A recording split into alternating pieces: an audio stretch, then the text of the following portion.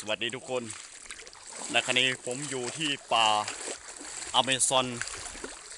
เขตเมืองก้างซึ่งเป็นที่อยู่อาศัยของผมในตอนยังเด็กๆโอ้นี่มันเป็นงัวกระทิงฝูงงัวกระทิงซึ่งเป็นลูกของมันตอนนี้เราต้องห้ามให้มันรู้ตัวไม่งั้นแม่มันจะมาตำเอาเฮานั่นมันอยู่ข้างหลังโอ้นี่เยอะเลยไอ้ฝูงกระทิงแต่เราจะไม่กินกระทิงวันนี้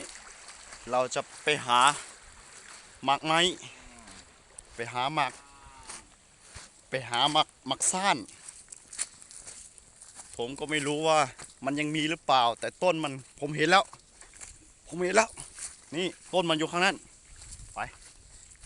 ตอนนี้ผมได้อาวุธมาซึ่งเป็นเหล็กก้านี่ไงโอ้นี่ไงนี่ทุกคนอาจจะเข้าเจอผิดว่ามันคือหมักซ่านแต่มันก็คือมะซ่านนั่นแหละผมจะพูดทำไมเราจะไปเอาจากต้นมันเลยโอ้นี่ไงเห็นแล้วนั่นคือต้นหมักซ่านต้นมันอยู่ตรงนี้เราจะเอาแนวเลยเราต้องขึ้นไปเอาโอเคนี่เห็นไหมนั่นคือหมักซ่านและผมจะขึ้นไปตรงนั้นไว้ตอนนี้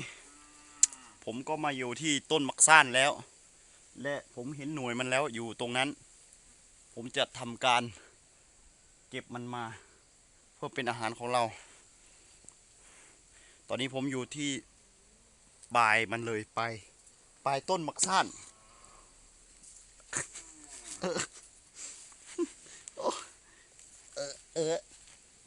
นี่หำนี่เห็นไหมอ๋อ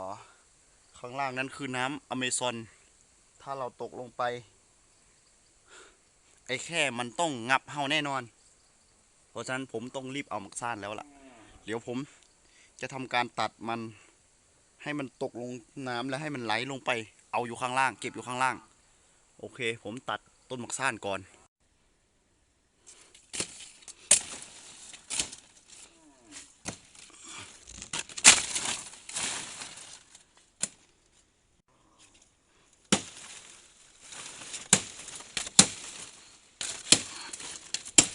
โย่เฮ้ยโย่ลงไปแล้วซึ่งผมก็ไม่รู้ว่ามันมีหมากไหมมันลงไปแล้วแต่เราลงจะไม่ตามมันแน่นอนให้มันลงไปข้างล่างก่อนกลัวไอ้แค่มันงับขาเอาอีกต้น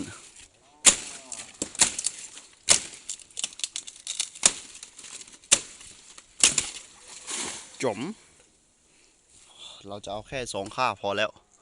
ฟอมันเยอะมากเราจะกินไม่หมดตอนนี้ผมลงมาที่แม่น้ำอเมซอนแล้วถึงว่าข้าจะกลัวไอ้แค่มันงับขาแต่ก็ไม่เป็นเลยโอ้เรามารอเอาหมักซ่านมันกำลังลอยน้ำมาจากที่นู่นแต่เขาบอกให้ระมัดระวังอย่างมากเพราะที่มีไอ้แค่อยู่ไอ้แค่มันคล้ายๆคือเข้ไอ้จระเข้นั่นแหละนี่มาแล้วโอ้ไม่มีเว้ยไม่เว้ยสงสัยมันจะค้างเฮ้ยงัวกระทิงมันจะข้ามน้ำไปแล้วเราต้องอยู่ห่างมันไว้ไม่งั้นมันจะตำเอาเฮาโอ้โอ้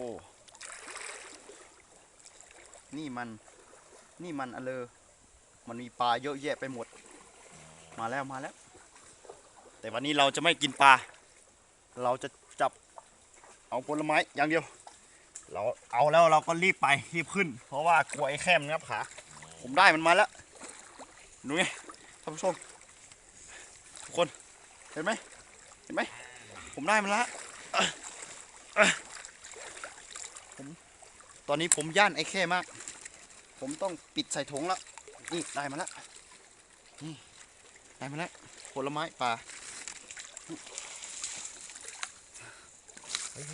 ผมต้องรีบเก็บแล้วล่ะ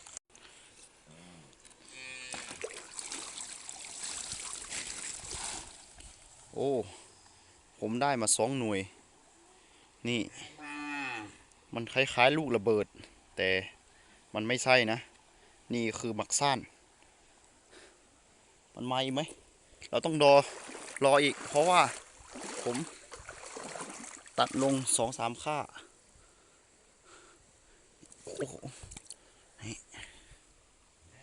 เราต้องรอมันมาแล้วล่ะ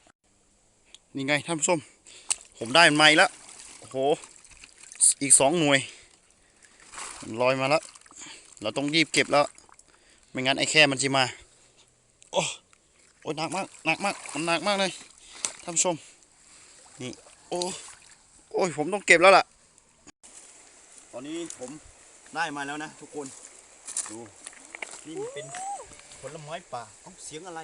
นี่ไม่ร้อนแน่นอนเพื่อนเอง ที่นี่มีแต่ข้ามันไงที่พักของข้าอยู่ไหนวะช่างหัวมันไม่เห็นแต่วันนี้เราเก็บมาได้แล้วนะ4 ลูกเห็นไหมทุกคนอาจจะคิดว่ามันเป็นลูกระเบิดไม่ใช่นะนี่มันคือมักซ่านผมลุยป่าน้ำอเมซอนเข้าไปเอาเก็บเมื่อกี้เนี่ยเดี๋ยวผมจะกินให้ดูนี่คืออาหารของเราวันนี้นะถ้าผมไม่ได้มันแย่เลยเพราะว่าพลังงานผมจะหมดแล้ววิธีการปอกนะเราต้องมีมีดก่อนทุกคนอาจสงสัยว่าผมเอามีดมาจากไหน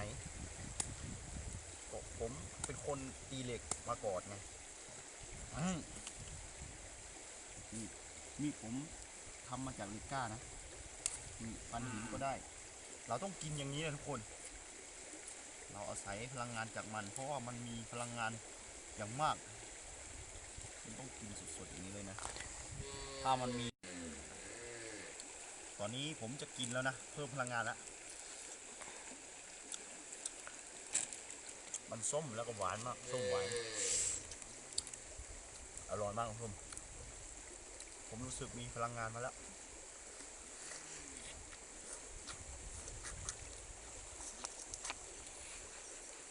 มันฝาด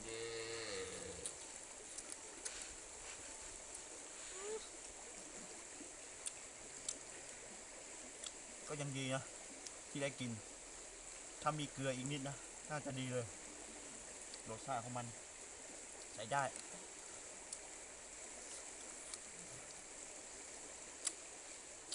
ผมว่าผมพอแล้วล่ะโอเควันนี้ผมก็จะพักผ่อนก่อนนะเดี๋ยวพรุ่งนี้ผมจะหาปลากินจากที่นี่แหละเดี๋ยวคอยให้กำลังใจผมด้วยนะไปก่อนพักผ่อนก่อนนะ